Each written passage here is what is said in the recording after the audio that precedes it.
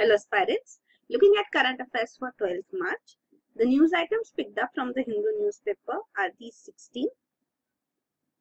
In this, the first 5 news items are from Sunday newspaper. So if there is any important news item in Sunday newspaper, it will be covered as well.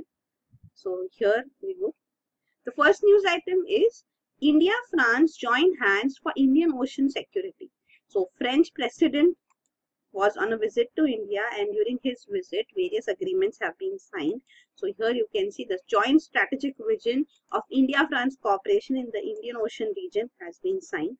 So this has stated that India and France have common concerns on freedom of navigation in this region, and the challenges to overflight and threat of weapons of mass destruction will be jointly tackled. So the maritime domain awareness will be built, maritime terrorism and piracy will be countered. So this is the gist of this agreement as such. So the countries have been highlighting freedom of navigation in the Indo-Pacific region. This is another agreement which India has signed with France. Already we are part of the quadrilateral discussion, the Quad group, which comprises of Australia, Japan, US and India. So this was announced in October 2017 as such, that such a Quad group would be formed. So here this cooperation with these nations is already there of India, and now French President Emmanuel Macron on his visit, we have signed this agreement for upholding freedom of navigation in the Indo-Pacific. And we already know, though not directly mentioned, the concern here is regarding even China enhancing its presence in this region. So this is there. Apart from this, France and India have signed agreements on space security cooperation and also a logistics agreement. So this is the logistics support agreement which has been signed. So this logistics support means Indian and French forces will have the ability to respond to common challenges by extending logistical support on a reciprocal basis. So facilities of Indian armed forces can be used by the French armed forces and vice versa on a reciprocal basis. So this is also there. Also, we have already signed a logistics support agreement with USA. So this one is with France now. Then another was regarding INS Cauvery, the first Scorpion submarine which has been commissioned now. So this is the Scorpion submarine which has been acquired from France. So this discussion took place on this also. Plus also regarding Tejas, which is an indigenous fighter aircraft of India, LCA light combat aircraft. So this aircraft has issues with its engine. Presently we are using General Electric, GE American engine. So we want to use the French engine. French firm Safran has already signed, is already discussing with DRDO for a engine which can be provided to this indigenous LCA light combat aircraft Tejas. So this is there. So technology transfer is what we are basically looking for. That transfer of technology should take place. So these engines can then be later manufactured in India as such too. So this is there. And regarding space related issues, space security, also an agreement was signed. And finally, one more was on allowing mutual recognition of academic qualifications between Indian and French institutions. So this here you can see, this is regarding the Indo-Pacific region too. So the logistics support agreement also will be highlighting this. You can see. So you can see. So this will ensure that French bases can be used by India and Indian bases by French. So Indian warships will be able to move across the Indo-Pacific region in a better manner. So here you can see the French bases are shown as black dots, upcoming Indian bases as blue dots, and these are Chinese bases and port facilities. So here you can see Chinese bases are Hambantota in Sri Lanka, Gwadar, and then here in Djibouti in Africa. And you can see the French bases, they are here in UAE, again in Djibouti also, plus Comoros Island here and Reunion Island in the Indian Ocean region. And upcoming Indian bases, as you can see, is one in Oman, Assumption Island here in Seychelles and Madagascar. So this is there. Then this is regarding the Scorpion submarine too. So Scorpion is a conventional powered submarine, means it is diesel electric submarine. It's not a nuclear submarine. So this has been built by the naval group which was formerly known as DCNS of France. So India has procured it in October 2005. India signed an agreement of $3.75 billion for 6 such submarines. So they are being built by Mazgaon Dock Limited in Mumbai with transfer of technology. So this is there. So presently there have been delays in this deal, but finally we are seeing the first submarine began sea trials in May 2016 and has been commissioned. That is called INS Cauvery. The second submarine has been named Khatri. So we have been discussing about Scorpion also over the course of time. So this is there. Then this is regarding the light combat aircraft Tejas, for which we are looking for an engine. So we are expecting France to provide support here. So this is regarding Tejas also, which has been a delayed project as such too. So the project was first conceived in 1983, indigenous light combat aircraft, LCA. So the maiden flight of Tejas took place in 2001. And now we are looking for a better engine for it. Its engine is called Cauvery engine. So French experts have assessed the Cauvery engine and they have indicated 25 to 30% more work would be needed to make it flight worthy. Then the next news item is a look inside the electronic voting machine. So this is regarding EVM. The Election Commission claims that technical and institutional safeguards are in place to prevent electoral malpractices. So the question, can EVMs be hacked? It is said that unlike voting machines in some countries which are connected to the network, so they are connected to the internet through some way, Indian EVMs are standalone devices. So tampering with them through a hardware port or through a Wi-Fi connection is not possible. There is no frequency receiver or wireless decoder in the EVM machines. So this is one thing. Second is, what if the chip inside the EVM is replaced or Bluetooth device is inserted within the EVM? So this means the Election Commission states that this means that institutional safeguards to protect the EVM, that the sealing is done, the hardware checks are done. So all this is being breached. And even if this is happening in the M3 machines, the latest version of the machines, there's also a this is technologically ruled out, because if there is any tampering, then the machine shuts down. So this is there. Then third question is, can EVMs be manipulated by chip manufacturers?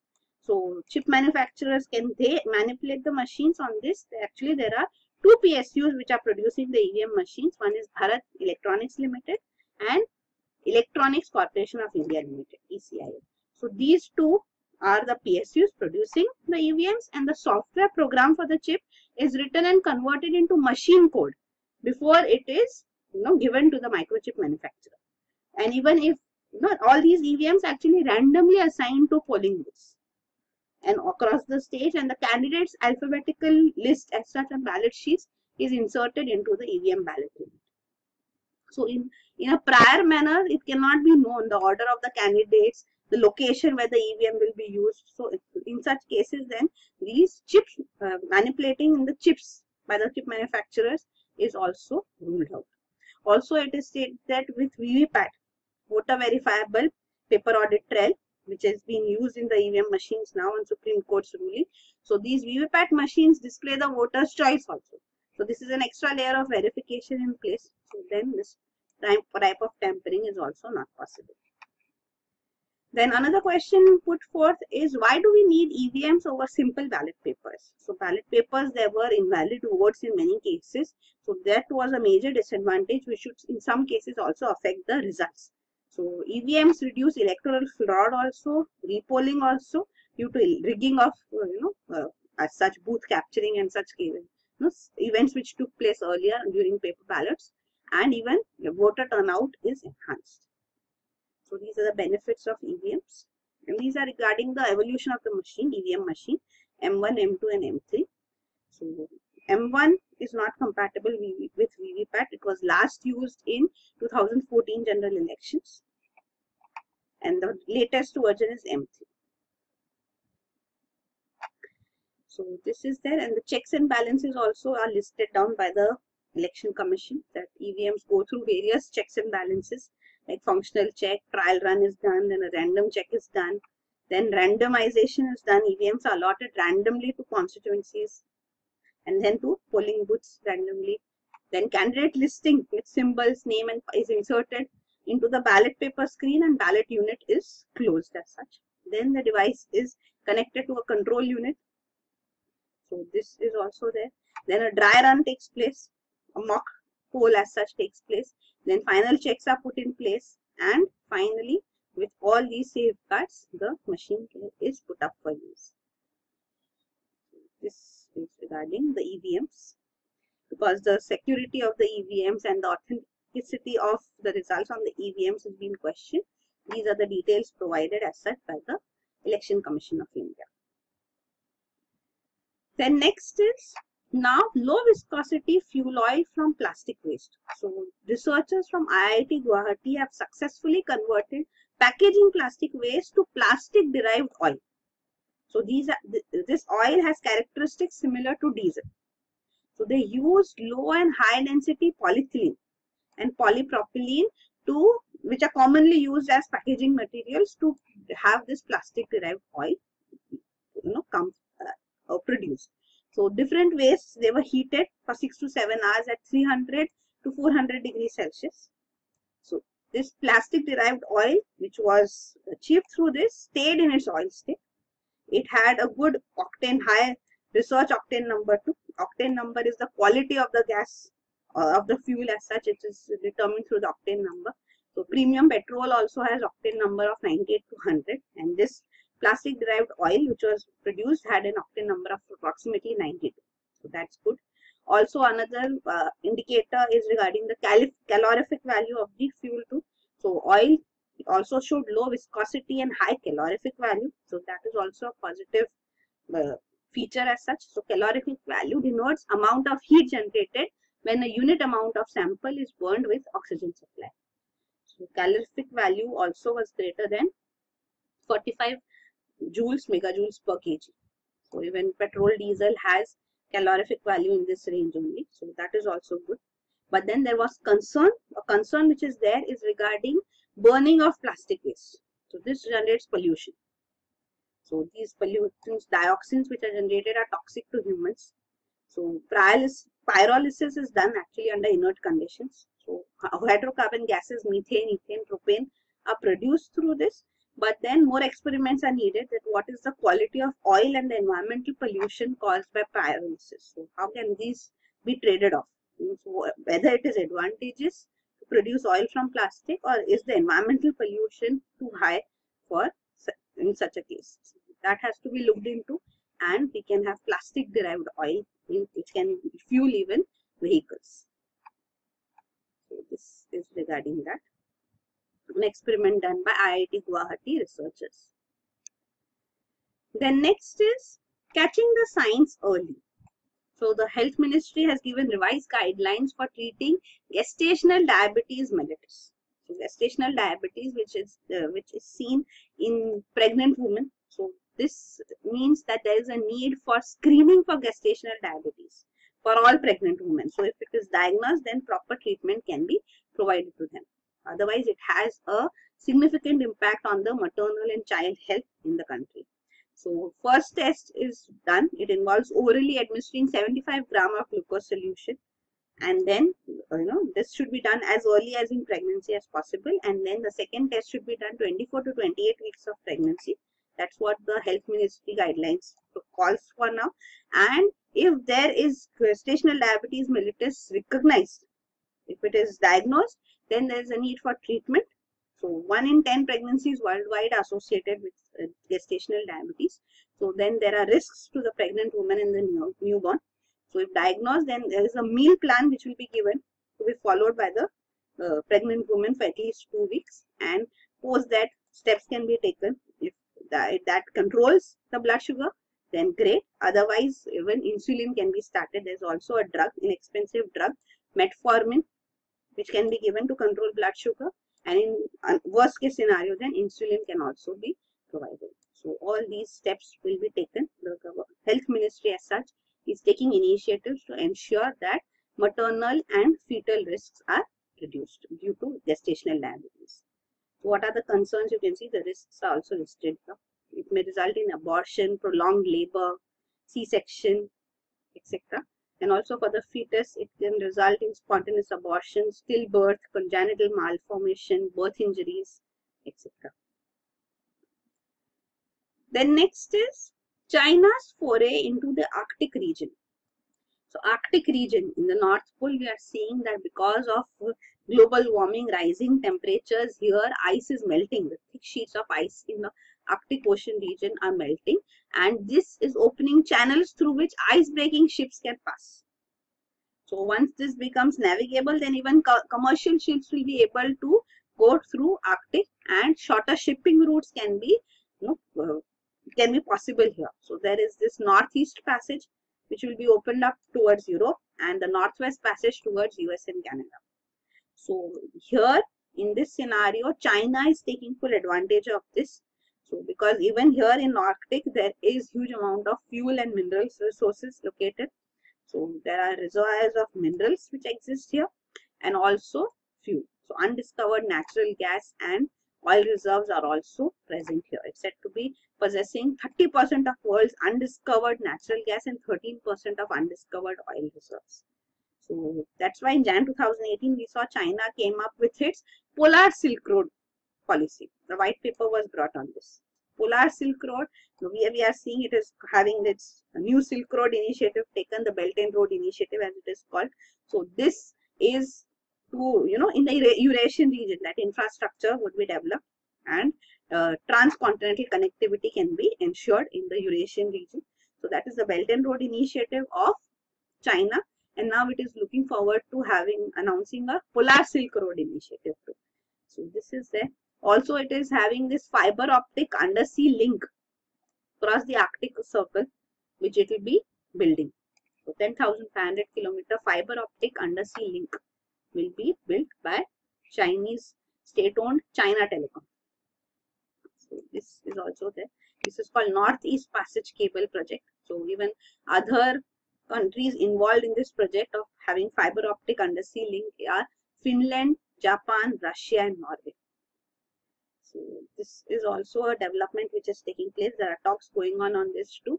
And also China has had an agreement with Russia as such too. Russia is also providing it mineral resources. It's the Siberian region of Russia has massive mineral resources. So here China is procuring natural reserves from Russia too. And also in the Arctic region, the major claim in the Arctic Ocean region is also of Russia. So Russian claim is the biggest. So this is also there. And China is also, it has already, is already announced that it would invest in Russian energy company, which is heading the Arctic LNG 2 project. So Arctic LNG would also be accessible to China. So such other developments taking place. China has also invested in Iceland, which is again a country here.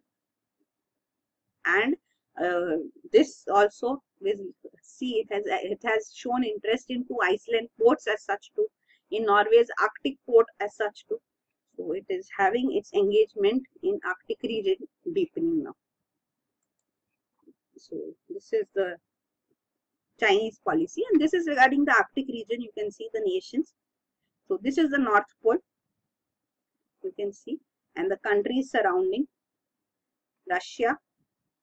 Then you have Norway here, Greenland, which is part of Denmark, Canada, the Alaska region of USA, the Alaska state. So these are the nations, and you can see the UN class 200 nautical mile EEZ, exclusive economic zone for each of these is shown. So USA has claim in this much part, Canada, Greenland, and so on. And these are unsettled borders between the two neighbors. So between Greenland and Norway, Denmark and Norway too. These unsettled borders are shown, and the agreed borders are in green. And this region inside you can see is Russian claimed territory. So Russia claims a huge part of the Arctic region. This is regarding the Arctic shipping routes too. Ice-breaking LNG tankers, can transport through Russia. So here you can see how ice has also been sea ice extent has also reduced over the years because of global warming. So this is the region shown. You can see this was the sea ice extent in 1985, and now in 2016 it has reduced to this white region. So this is there. So the Northwest Passage route, the Northern Sea route, and other Arctic routes are also shown here. You can see. Then next is India commits $1.4 billion for solar energy worldwide. So this is regarding the International Solar Alliance, which has been announced as such. India has been a founding member and initiator of this, and the founding conference of International Solar Alliance was presently held in New Delhi. It was co-chaired by Indian Prime Minister Narendra Modi and the visiting French President Emmanuel Macron. So here in this founding conference here, India has announced that it would provide $1.4 billion line of credit to 15 countries. Around 27 projects would be covered under this. Financial support would be provided by India. Prime Minister Narendra Modi also put forth a 10-point action plan to making solar power more affordable as such too. And then France has also already committed 700 million euros in loans and support by 2022 to emerging economies for solar energy projects. So funding for solar energy projects is what is being sought after. And there are concerns which need to be addressed too. Even the French President, Mr. Macron, said there are 3 issues that need to be addressed in this. One is solar energy potential in each country should be identified, first of all. Then there is a need for mobilization of finance. Finance should be available, and provision of a favorable framework. That how should it be put into effect. So even at this present founding conference, 23 heads of states and governments from all over the world were present, including Mr. Modi and Mr. Macron. So 6 vice presidents and deputy prime ministers, even 19 ministers and other members from civil society as such participated in this conference. So this is regarding International Solar Alliance. And these are the 10 points which Prime Minister Narendra Modi put forth as an action plan to promote solar power. So you can go through these also. And details regarding International Solar Alliance, you should know that it was announced in November 2014 on the sidelines of UN Climate Change Conference in Paris. So that time it was unveiled by Prime Minister Narendra Modi and then French President François Hollande.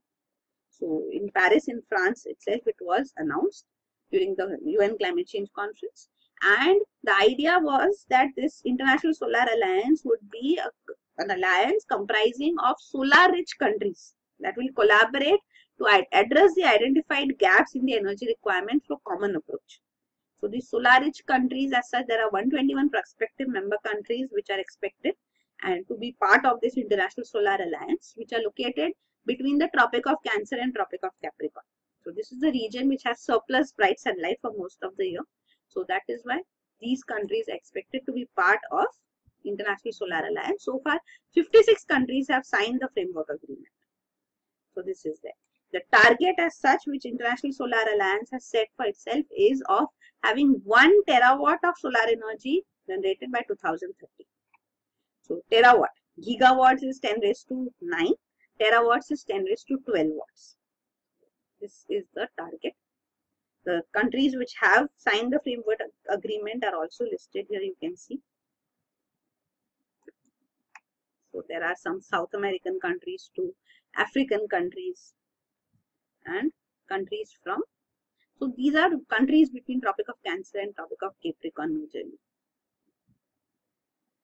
Then next, this is also, you should know that India itself has a target of producing 100 gigawatts of solar energy by 2022. So at the Paris conference, we have made this commitment too. So this is there. Actually, total 175 gigawatts would be generated through renewables, out of which 100 is from solar and other is from other renewable sources of energy like hydel, etc. So this is there. And the International Solar Alliance will also be the first international organization which will be headquartered in India. So this is National Institute of Solar Energy campus in Gurgaon, where it would be headquartered. This is there. Then next is limit on Xi's tenure goes as NPC-backed statute changes. So we have already discussed this, that in China, the president as such has a limit on its tenure which has been put in place through the constitution, a 2-term limit. So President Xi Jinping will be completing his 2 terms and he wants to go ahead, and there is a need expressed that there should be this 2-term limit should be eliminated. So that is why the Chinese parliament, that is National People's Congress, has voted on this proposal and overwhelmingly voted in favor of this.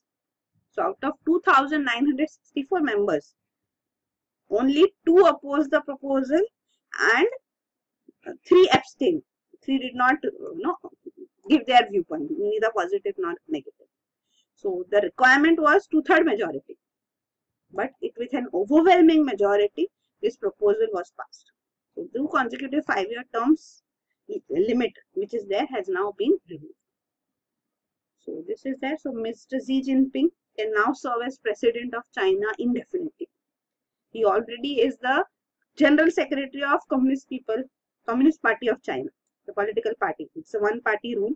Chinese parliament also has members from only one political party. It's basically a communist country, as we know. So he's already the General Secretary of the party, and that post has no term limit. Plus, he's also head of the Central Military Commission, which is the apex body for People's Liberation Army, the Army of China.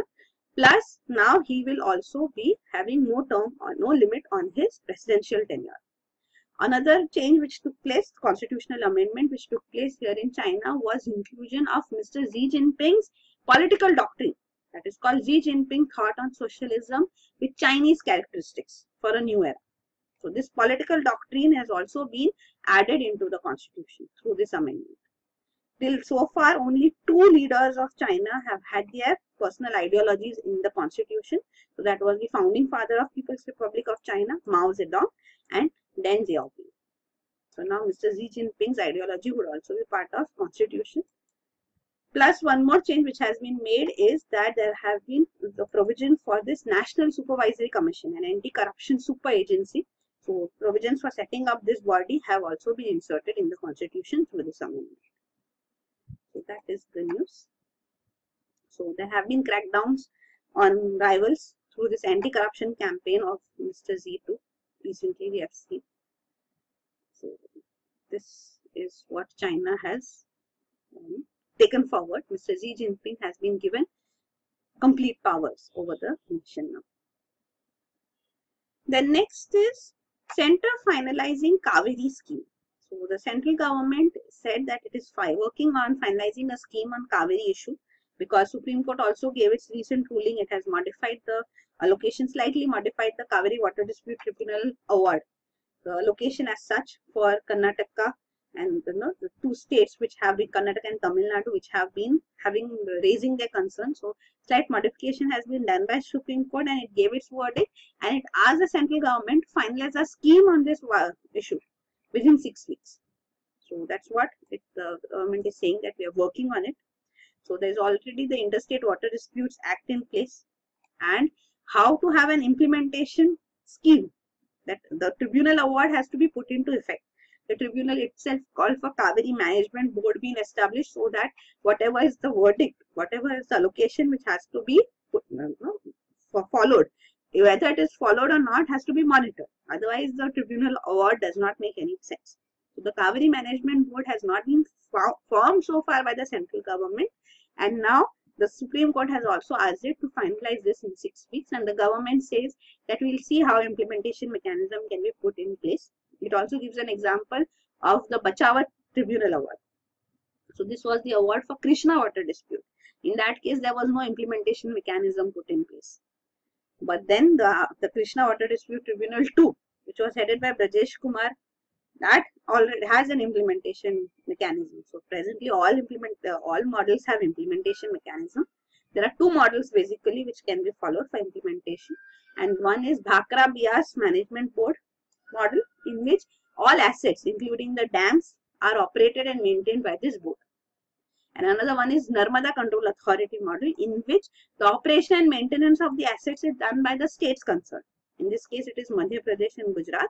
And the Narmada Control Authority's role is limited to regulatory work and control over the release of water.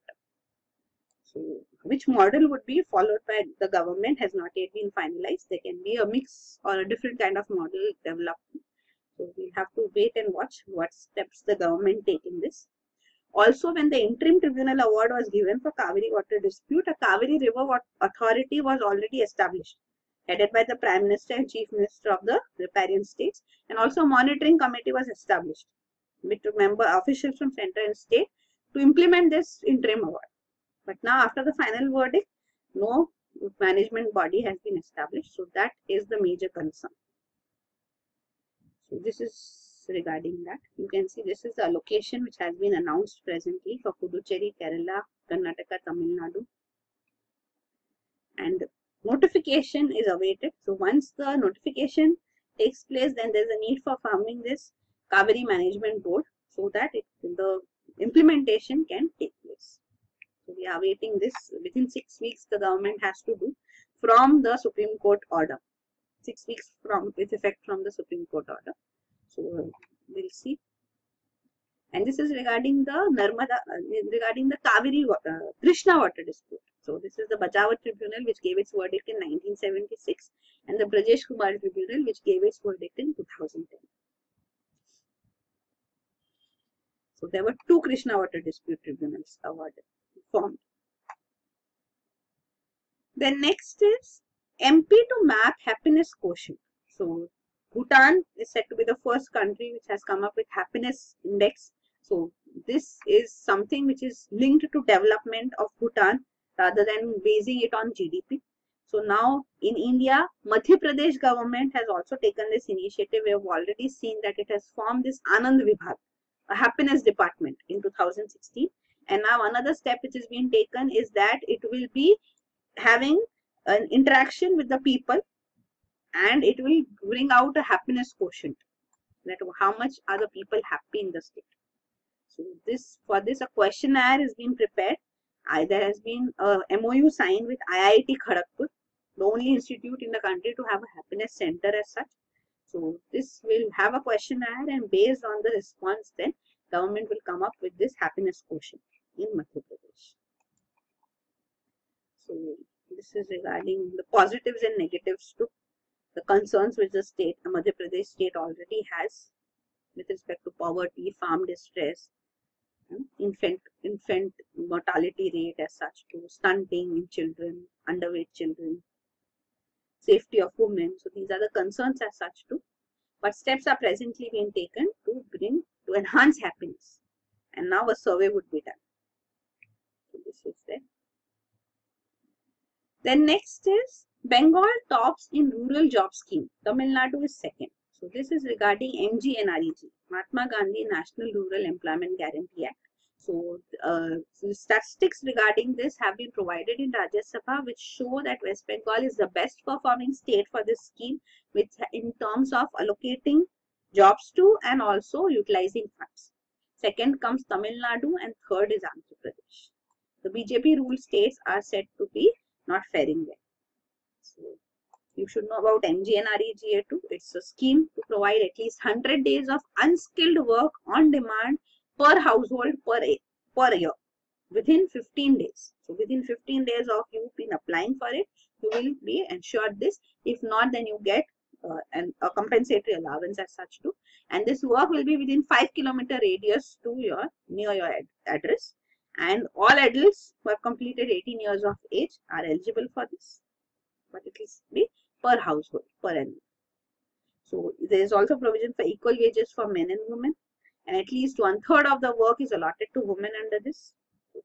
Plus also what unskilled manual work is done is development and maintenance of rural assets and environment protection.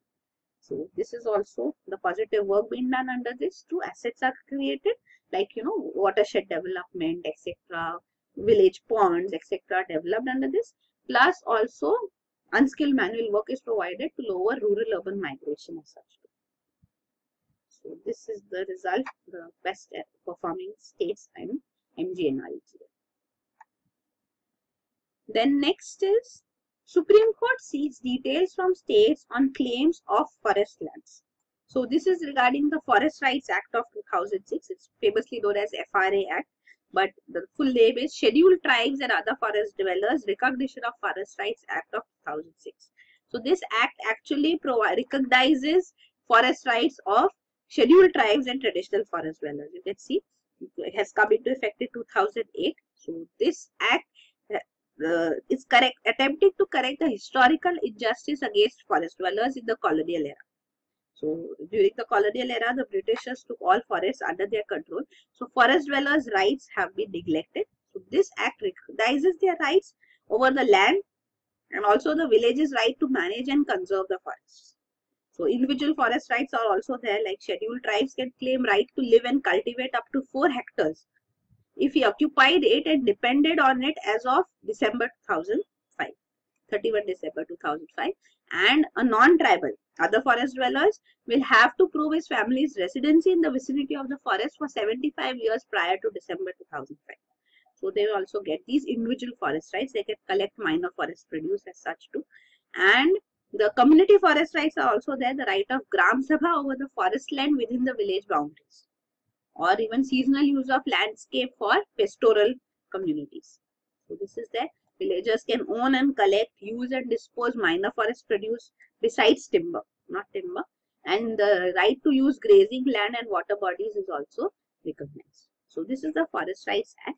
So there are various claims in various states which come before the state governments, and these claims are forest lands, encroachments which are recognized, and even evictions take place by the state government. So now actually there is a petition which has been filed in the Supreme Court on this matter, and Supreme Court has ordered all the state governments to provide the details regarding this.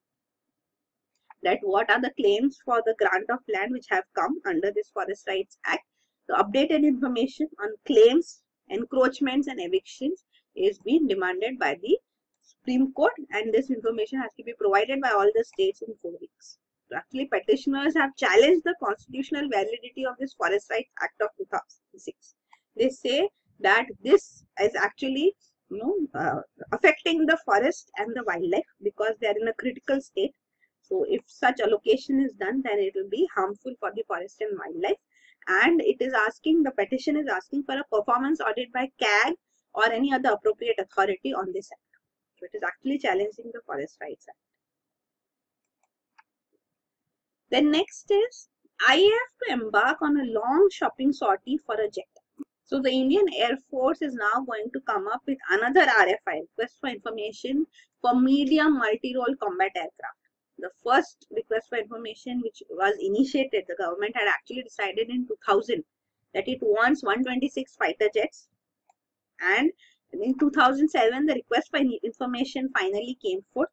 And then after the long procurement procedure which went on, the RFI was issued, and this finally resulted in 2 fighter jets being qualifying, and out of these the final selection was of Rafale fighter jet. So this Rafale fighter jet of France was actually picked up, but then Rafale did not take responsibility for the transfer of technology that Hindustan Aeronautics Limited would develop further Rafales, but then just because it was through strategic partnership, so Indian firm would be developing them, but since it did not take responsibility, the project tender could not be finally been awarded, and the scheme could not be finalized. So it resulted finally in the Prime Minister Narendra Modi having an order of 36 Rafale fighters procured from France in flyaway condition. So because there's a dire need, this was the decision taken that we will be buying. So rather than having 126 aircrafts deal finalized, 36 Rafale fighter deals was finalized without any technology transfer. Of course, there was a 50% offset clause in this, that whatever gains it could make, 50% would be invested back into the country. So this is there. So now the thing is that we do need fighter jets, and for this now another tender has been issued, and this it stated that it will not be limited to single engine aircraft, because last time that was done, because of which the competition was eliminated and it became difficult. So then it may also become a single vendor situation. So that is why the new request for information will be for not limited to single engine aircraft. So others can also participate, like F-18 of Boeing, F-16 of Lockheed Martin, Gripen, Rafale of Dassault, Rafale of France, even Eurofighter Typhoon, MiG-35, they were all part of the earlier MCRA contest too. So finally they may also participate again. But it is also stated that if we procure Rafale, it would be better because we are already having this 36 Rafale fighter jets deal finalized. So then we already have familiarity with it. But then the political situation has been such that this deal has been questioned. 36 Rafale has been procured directly. So since the deal is being questioned and is being scrutinized as such, so that's why the government would not go ahead and have another deal with Rafale again. So open competition will be announced and RFI would come forth. So this is there. So actually Indian Air Force requires 42 squadrons. That is the sanction strength, but presently it has come down to 31 squadrons. So there is a need for new fighter jets. Already we are trying to even induct the light combat aircraft ranges. As such, also Sukhoi 30 MKI as such is being procured as such. So here the details are also provided. So the serviceability of Sukhois are low. We are trying to improve their serviceability too. So this is there. So this is regarding the former deal, medium multi-role combat aircraft tender which was issued but could not be finalized, and 36 Rafales were procured in flyaway condition. So this is the details regarding this deal provided here. The whole procedure since 2000 finally till date. And this is the status of Indian Air Force too, that its strength of the squadrons which are required have reduced. Then next is 1 minute blackout in Bangladesh on March 25. So Bangladesh will observe 1 minute blackout on March 25, which it marks as Genocide Day. So this was announced in 2017 last year. So this is in memory of the 3 million people who were killed by the Pakistani forces during the Liberation War, Bangladesh Liberation War of 1971, which we also known as India-Pakistan War. So lights will be turned off for 1 minute at 9 PM on 25th March. And this will not mean that the government will cut power supply, but people will be asked to switch off their lights for a minute. So this is regarding that. So you should know this India-Bangladesh war, the genesis of it was actually because when India and Pakistan were partitioned to, Pakistan comprises of two parts, West Pakistan and East Pakistan. West Pakistan is what we know as Pakistan today, and East Pakistan is what became Bangladesh after 1971 war. So this East Pakistan always complained that it received less development funds, less attention from West Pakistan. So they were considered as the elite Urdu speaking population, and this Bengali speaking population of East Pakistan was sidelined. So during the elections too in 1971, Awami League, the political party here in East Pakistan, got a clear majority. But then it was not allowed to form government in West Pakistan because headquarters, the capital of the country is in Islamabad. So this resulted in the conflict arising. The Pakistan army was brought here and this genocide, as we see, took place, as it's been claimed by Bangladesh too. Pakistan air attacked number of air bases as such of India too, because India supported. India was actually affected during this prime ministership of Indira Gandhi because of the huge Bangladeshi refugee influx into the country. So that was the 1971 India-Pakistan War too, where India supported Bangladesh, and eventually Pakistan troops surrendered and India won, and East Pakistan became a new country, Bangladesh. So this is regarding that. Then next is PNB fraud. RBI starts special audit of public sector banks. So after the Punjab National Bank fraud, which involved letters of undertaking which were issued, so now RBI is conducting a special audit of state-owned PSUs, that what trade financing activities they are undertaking. So these trade financing activities are the ones where we are seeing presently bank frauds being emerging.